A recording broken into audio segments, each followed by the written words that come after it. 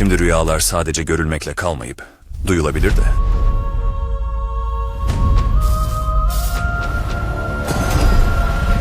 Evet, hayal edebileceğiniz herhangi bir sesi yaratın.